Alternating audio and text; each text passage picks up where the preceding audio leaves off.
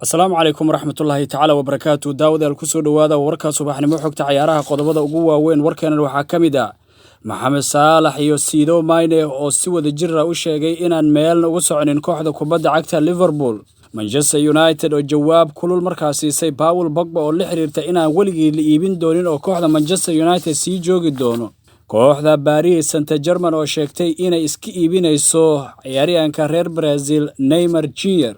qodobadaasi iyo waxaa kaloo idinkugu soo gudbin doona natiijooyinka ciyaarihii xalay dhacay iyo kuwa maanta dhici doona ilaa caawa dhici doona ee koobka adduunka gabdhaha iyo sidoo kale Copa America oo dalka Brazil ka soconaya. haddii aad ku cusub tahay channelkeena subscribe inoo saar aynu ku horeyno. Maxamed Saalax iyo Sadio Mane ayaa si wada jir ah waxay sheegeen inaan meelna ugu soconin kooxda kubadda cagta Liverpool. wargeyska Mirror ee ka soo baxa dalkaas Ingiriiska ayaa waxa uu shaaciyay in markaa dhowaan Maxamed Saalax mar warbaahinta la hadlayay uu sheegay in kooxda kubadda cagta Liverpool aan ka tagi doonin oo halkaasi sii joogi doono, iyadoo go'aanka Maxamed Saalax si weyn ay u soo dhaweeyeen taageerayaasha kooxda kubadda cagta Liverpool iyo maamulka kooxda.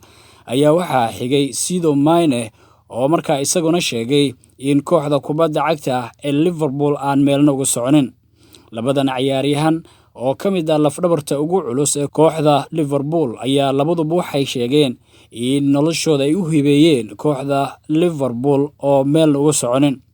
Sadio Mane iyo Maxamed Saalax ayaa bilihii la soo dhaafay si weyn waxaa loola xiriirinayay kooxaha Barcelona iyo sidoo kale Real Madrid. labadan ciyaaryahan ee Liverpool ee Maxamed Saalax iyo Sadio Mane ayaa lala xiriirinayay Real kadib markii ay sameeyeen qaab ciyaareed cajiib ah.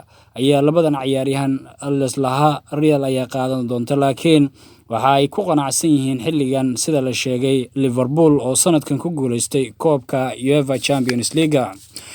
naadiga faca weyn ee Manchester United-na waxa ay markaa jawaab culus siisay Paul Pogba oo hore u sheegay in uu doonayo inuu isaga hayaamo garoonka Old Trafford ee kooxda kubadda cagta Manchester United ay ka dhisan tahay.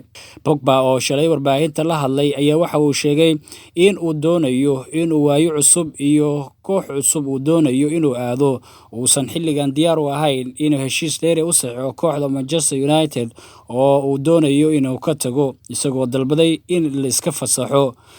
Pogba ayaa waxaa si weyn loola xiriirinaya Real Madrid oo sanadkan kacsan oo doonaysa ciyaaryahan kasta oo magac leh iyo khibrad leh in garoonka Bernabeu ay geyso. laakiin kooxda kubadda cagta ee Manchester United ayaa jawaab culus siisay. London Evening Standard ayaa waxay sheegtay in Paul Pogba uu baaqi ku sii ahaan doono kooxda ugu yaraan xil ciyaareed kale oo halkaasi sii joogi doono. kubad burburyahan ayaa weli heshiiskiisa waxaa kaga harsan 2 sannadood oo halkaasi uu sii joogi karo, laakiin isaga ayaa ka rajo dhigay kooxda kubadda cagta ee Manchester United uu iskaga tago oo uu doonayo. Zinedine Zidane macalinka kooxda ee Real Madrid ayaa Pogba si weyn u doonaya oo halkaasi si uu geeyo. Real ayaa sanadkan la soo saxiixay heshiisyo gaaraya ilaa 6 ciyaaryahan oo ugu magacaabay yihiin Luka Jovic iyo Eden Hazard.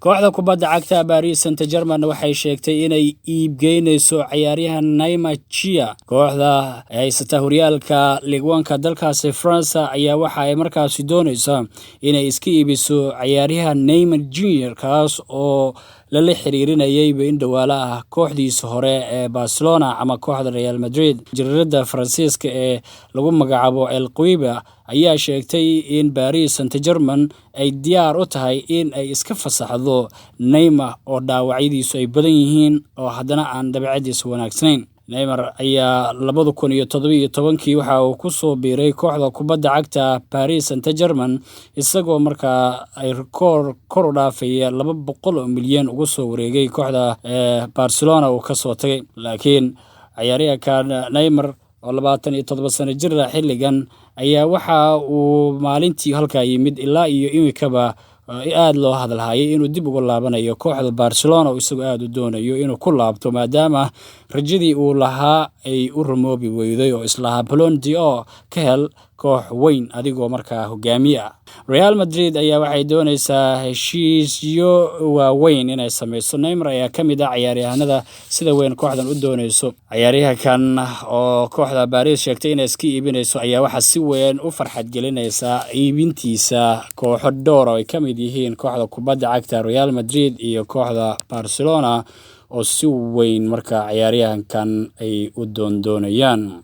ugu dambeyntiina natiijooyinka iyo waliba kulamada dhici doona Copa America iyo Koobka Adduunka ee gabdhaha ayaa idin soo gudbinaynaa. Sidoo kale kulamadii dhacay oo markaa la wada ciyaaray ee Koobka Adduunka gabdhaha ayaa waxaa ka mid ahaa Sweden iyo Thailand oo markaa 5-1 Sweden ku adkaatay. Mareykanka gabdhooda 3-1 ayay Chile ugu adkaadeen.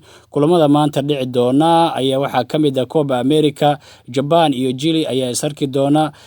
Sidoo kale gabdhaha waxay sarki doona Koobka Adduunka ee gabdhaha oo Faransiis ka socda, Korea Republic iyo Norway. Sidoo kale Nigeria iyo France ayaa wada balansan oo wada ciyaari doona. Sidoo kale China iyo Spain waa wada ciyaari doonaan. South Africa iyo Germany waa ay wada balansan yihiin.